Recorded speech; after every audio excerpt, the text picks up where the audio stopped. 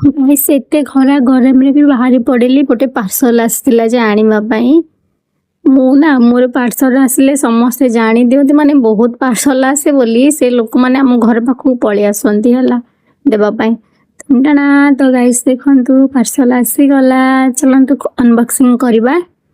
तो गाइस ये खरा गरम रे क्या घरे एसी लगिगला कहले हाँ मोर तो लगिनी एपर्यंत बहुत गरम होची कौन करवा आम एते बजेट नहीं ना एसी लगेवाई।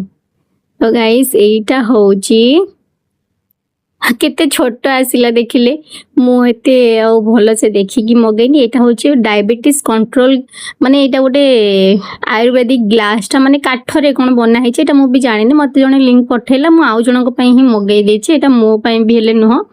तो माने आउ माने तांकर सांग जने कहितले जे स्टा पीकरी माने भल रिजल्ट आसी थिला बोली तो तांको पई गोटे मगई देछि मु कौन करवा चलते देखा। कि सबुठ भल कौन मत मिलला गोटे कहल यहाँ फटेवाई कि फटेवाई भल पाती कहले मु छोट बड़े बहुत ही फटाए यहाँ जहाँ घर भी देखले आनी हेरी।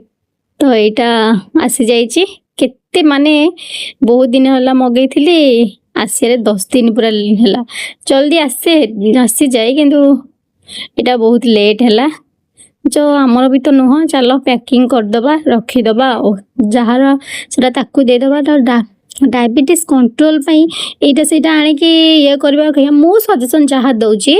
तो गाइस घरे निजर उपाय ही घर उपचार ही कर जमीती कलरा जूस काकुड़ी जूस आउ गाजर जूस एगुड़ा पीले भल सब तो डायबिटीज आंब खराब आउ सीटा कौन कंचा कदली आ कौन अच्छे मो जानी मु खाली जहाँ देखिकी ही कहूँ देखीदेली। तो चलो तांकर ग्लास तांकर रखीदबा किंतु बहुत ही छोट आसी जाए गाइस पूरा बहुत बड़ देखा मु भल से पढ़ीनी बोधे किंतु पूरा गोटे माने ढोके 2 ढोक ही पानी रहिबो बेसी भी नुह अल्प 2 ढोक पानी यहाँ काले राति रे पानीटा एथिरे रखिकी सकाळ को पीले भल हो जाए कि मे बी देखा।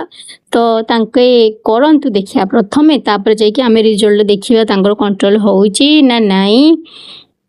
तो कौन करवा चलो आम तो सरीला मोर मिनी ब्लॉग बाय।